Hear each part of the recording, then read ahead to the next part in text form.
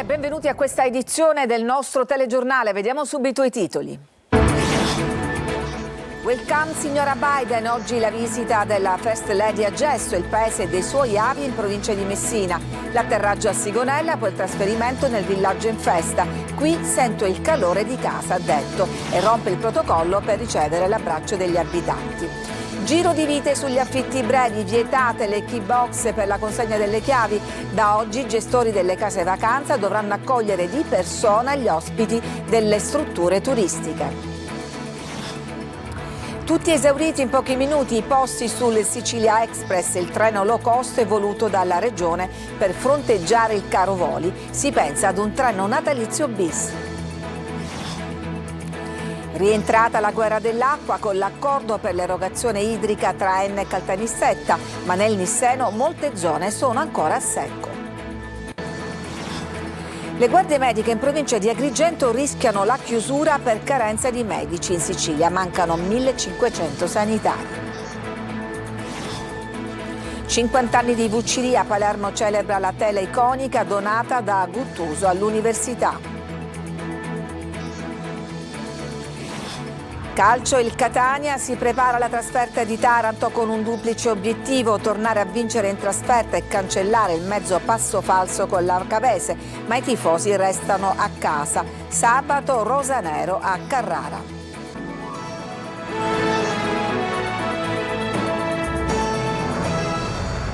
Un paese in festa, straordinarie misure di sicurezza per la visita di Jill Biden a Gesso, il villaggio del messinese da cui il bisnonno della First Lady, dell'attuale presidente americano Joe Biden, è partito per l'America e che lei ha voluto visitare nel suo ultimo viaggio ufficiale.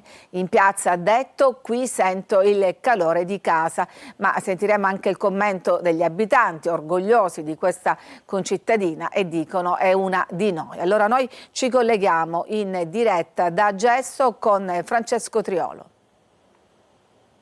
Lorena, ben trovati a tutti da Gesso in diretta, dove si sta svuotando il piccolo borgo sui Peloritani che oggi ha ospitato la First Lady Jill Biden in questo suo viaggio. È un ritorno alle origini della moglie di John Biden. Da Gesso sono partiti i suoi antenati per arrivare in America. Si chiamavano Jacopo, poi il nome è stato tramutato in Jacobs e quindi il ritorno a casa, ha detto lei, insieme alla figlia Ashley, dove ci sono le sue origini. Un discorso toccante, il suo pieno di senso d'appartenenza. Sentiamone uno stralcio. È bellissimo, grazie, è veramente incredibile e grazie signor Sindaco per un benvenuto così caloroso. Ho visto la registrazione del battesimo della mia bisnonna nel 1865 e io sono qui oggi perché le luci delle colline di Gesso risplendono in tutto il mondo e io sono qui e brillano dentro di me.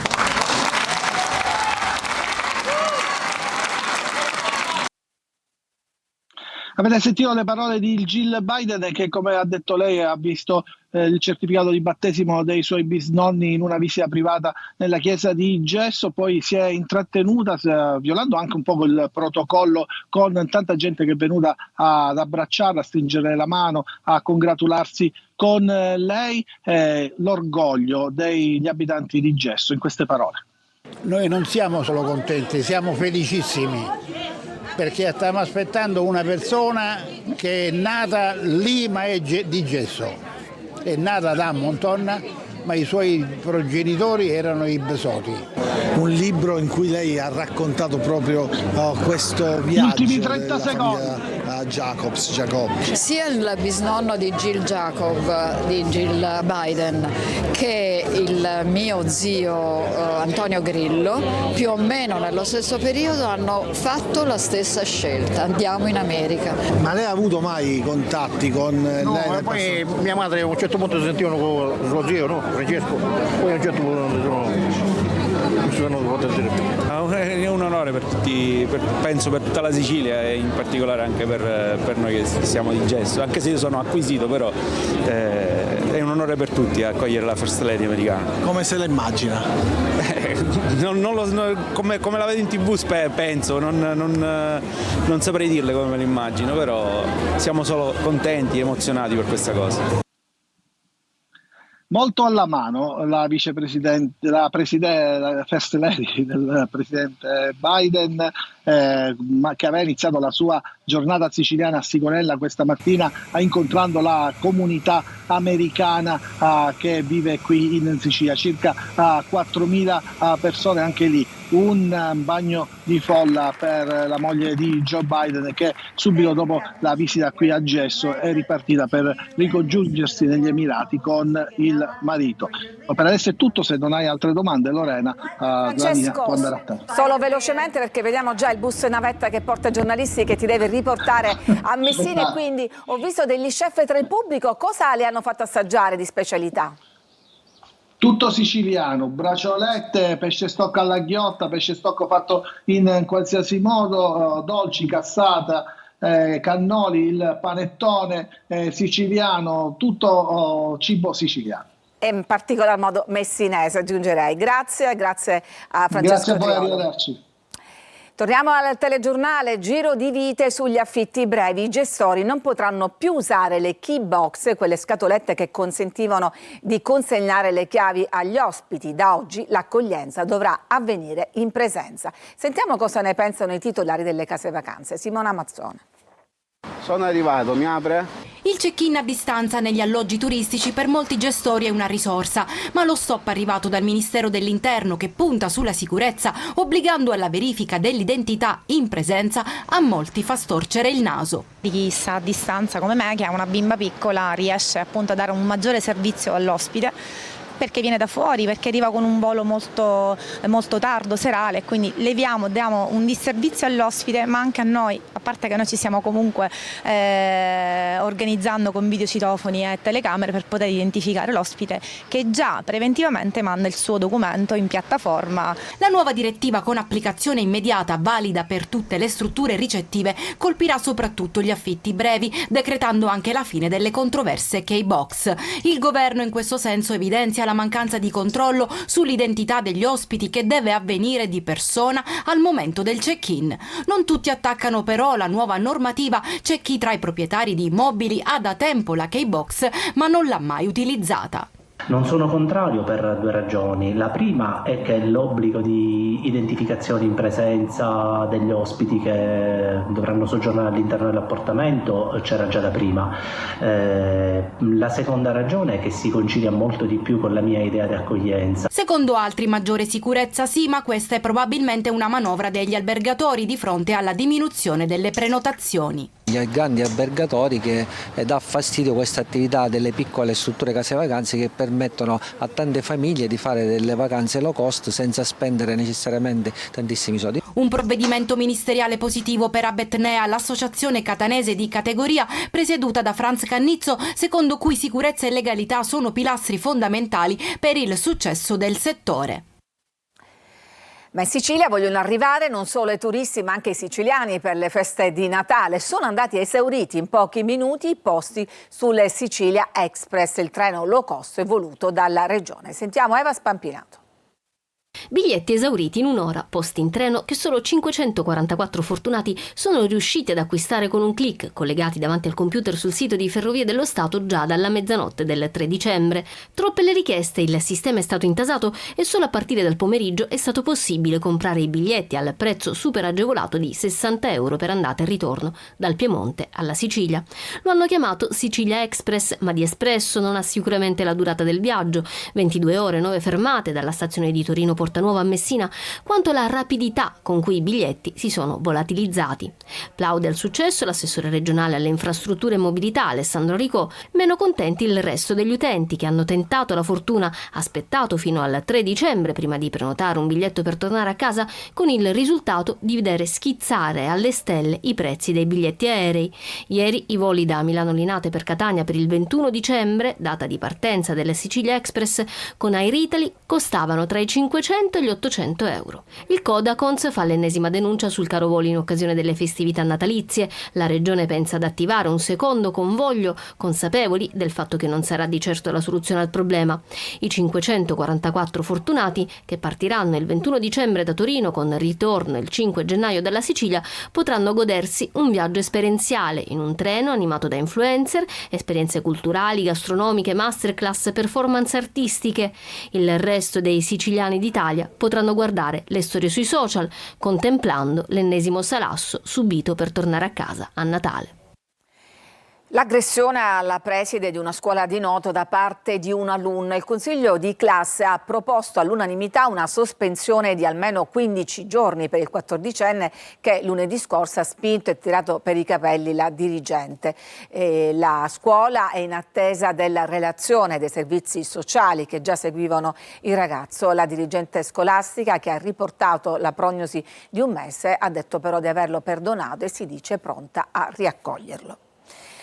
È tornata la pace tra i territori di Enna e Caltanissetta che si contendevano l'acqua del diga Ancipa, ma nel Nisseno molte zone sono ancora a secco. Rita Cinardi.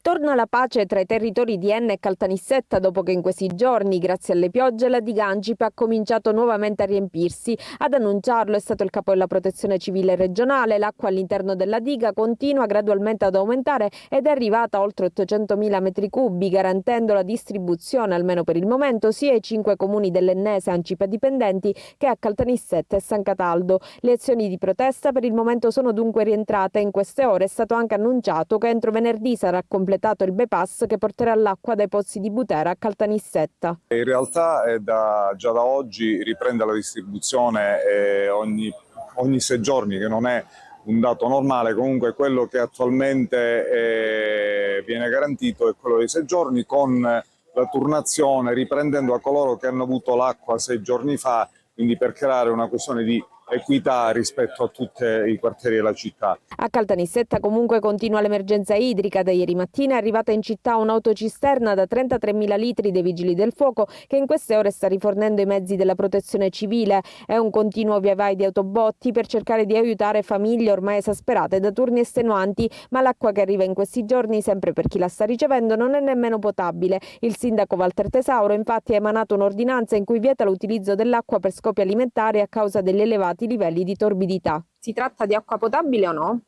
È un appesamento di Caltacqua, sì, è acqua potabile. Ovviamente, in base all'ordinanza di ieri, in questi giorni non può essere utilizzato per usi alimentari, ma è un punto di fornitura di Caltacque. In Sicilia il sistema dell'Invasi ha dimostrato di non reggere di fronte alla siccità di questi ultimi anni. Per questo adesso è corsa ai pozzi. La Regione ha messo a bando 100 milioni di euro di fondi europei dal piano di sviluppo rurale per la ricerca di nuove fonti da parte dei privati. In 3.000 sono già in lista per il bando della Regione, ma le richieste di finanziamento potranno essere presentate fino al 31 gennaio. E dalla guerra dell'acqua alla guerra dei medici, in provincia di Agrigento rischiano di chiudere le guardie mediche. Ci spiega tutto Davide Sardo. Carenze di medici e guardie mediche costrette allo stop anche nella provincia agrigentina. È già avvenuto a Burgio e per tutto il mese di dicembre i cittadini sono stati invitati a recarsi alla guardia medica di Villafranca Sicula, paese confinante. Non mancano preoccupazioni e proteste. Il sindaco di Lucca Sicula, Salvatore Dazzo, ha chiesto la convocazione di un consiglio comunale straordinario urgente per discutere della questione che interessa direttamente i servizi sanitari essenziali per i cittadini del comprensorio. I sindaci dei Monti Sicani sono sul piede di guerra e si sono rivolti in più occasioni al direttore generale dell'azienda sanitaria provinciale di Agrigento, Giuseppe Capodieci, che conferma le enormi difficoltà a reclutare medici e sottolinea che nell'ultimo avviso pubblico per assumere 90 medici si sono presentati solo 8 candidati. Ciascun turno in guardia medica ha bisogno di 4,5 unità e non vi sono abbastanza professionisti per garantire il servizio. La crisi sanitaria non riguarda solamente l'entroterra agrigentino. In Sicilia il fabbisogno rilevato dalle aziende sanitarie è di circa 1.500 unità. Le aziende sanitarie ed ospedaliere sono impegnate, su costante impulso del Presidente della Regione, a completare le procedure di stabilizzazione e quelle di mobilità e concorsuali. Torniamo a Catania, vi mostriamo le indecorose immagini del mercato rionale di Picanello con Tonino De Mama. Un tempo chi andava al mercato lo faceva per trovare la novità o l'offerta giusta, magari contrattando il prezzo. A Piganello si va invece per necessità, per poi scapparsene a gambe levate. Tutto questo perché gran parte delle bancarelle sono montate a ridosso di cumuli di immondizia e i teloni che vedete servono solo a nascondere lo scempio. Dietro pezzi di auto smontate, copertoni ed elettrodomestici in disuso che invece di essere smaltiti nella vicina isola ecologica vengono buttati in ogni angolo. Aria irrespirabile ed umore nero per gli operatori del mercato. Non ne possiamo più, non possiamo più lavorare, dateci un aiuto. E poi sei uno dei più penalizzati perché molta gente si avvicina, sente la puzza e se ne va. Sì, se ne vanno tutti. Arrivano qua, lasciano pure la merce, che puzza e scappano. E qui c'è un segnale, area sottoposta a videosorveglianza. Sì, questo l'ho messo io. È finto, però qualcosa nel tempo l'ha fatto. La situazione è peggiorata, dalla puzza che non si può stare. E poi nella piazza l'immondizia è fuori proprio, è una cosa impossibile, vengono a scaricare di notte. Il sindaco può venire qua, l'aspettiamo. Sono tante le segnalazioni che arrivano alla nostra linea di WhatsApp al numero 342 74 55 005. In molti lamentano un trattamento diverso e discriminatorio. Il riferimento è agli addobbi di via Etnea. Nessuno da queste parti pretende luci e festoni, ma solo un minimo di pulizia, visto che strade e marciapiedi sono ricoperti di rifiuti. E sembra scomparsa la figura dell'operatore ecologico. Proprio dimenticato completamente. Io non ne vedo. E chiedo al sindaco Trentino di aiutarci a togliere tutte queste spazzature in giro che c'è. Chissà che il Natale porti anche qui un minimo di decoro. Ci fermiamo, c'è una pausa per la pubblicità, torniamo dopo per festeggiare la storica tela La Vucciria di Renato Guttuso.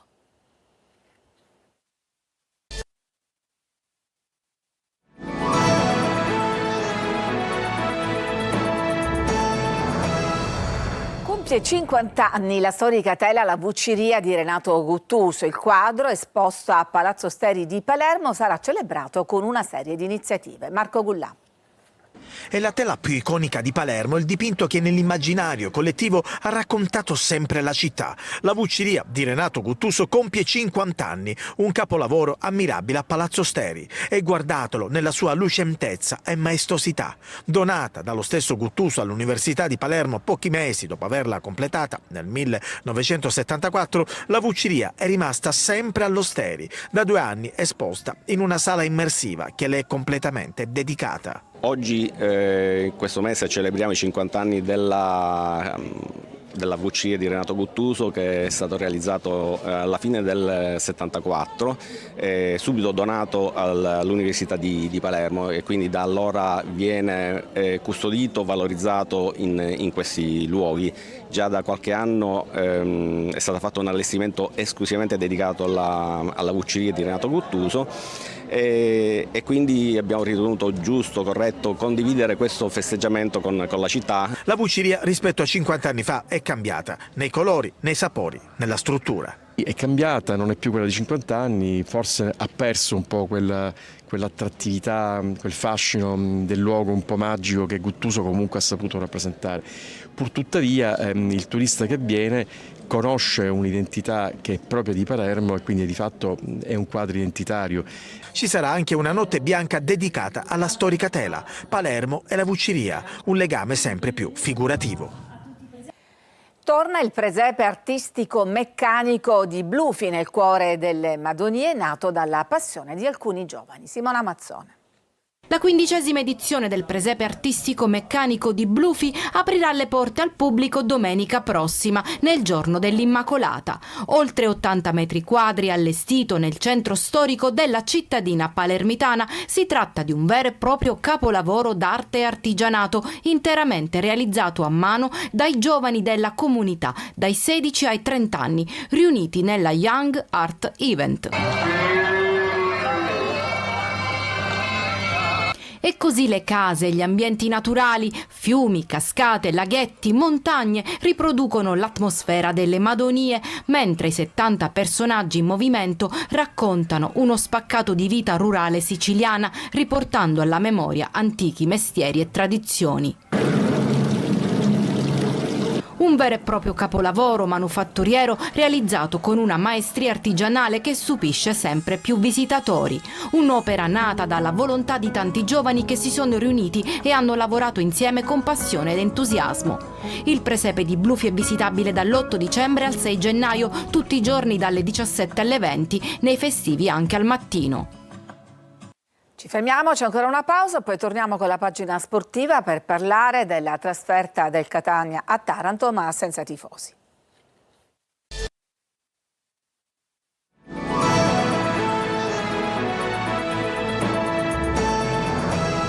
Siamo alla pagina sportiva, al calcio. Il Catania si prepara alla trasferta di Taranto, ma senza tifosi al seguito. Vietato sbagliare per la classifica, per il morale e per l'accesa rivalità tra le due tifoserie. Taranto-Catania non è e non sarà mai un match qualsiasi, ricorda vecchie sfide che si sono portate dietro, vecchi rancori.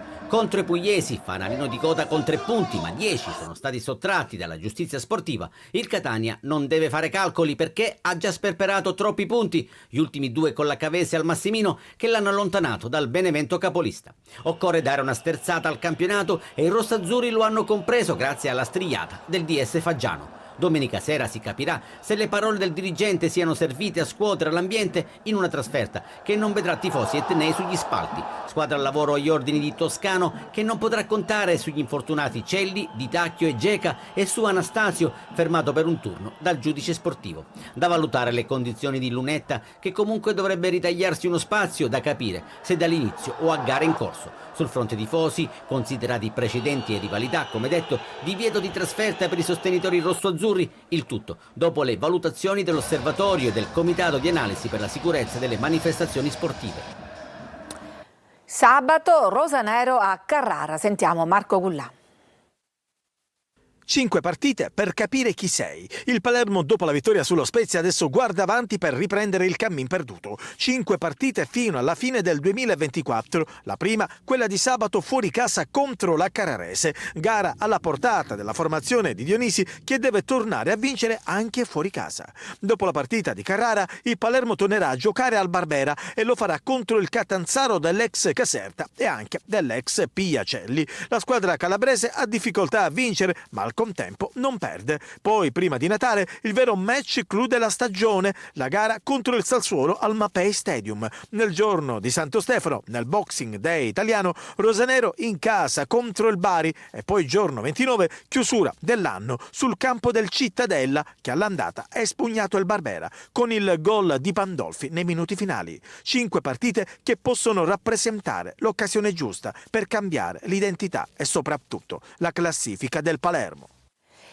È tutto per questa edizione, grazie per averci seguito. L'informazione torna come sempre alle 19. Buon pomeriggio.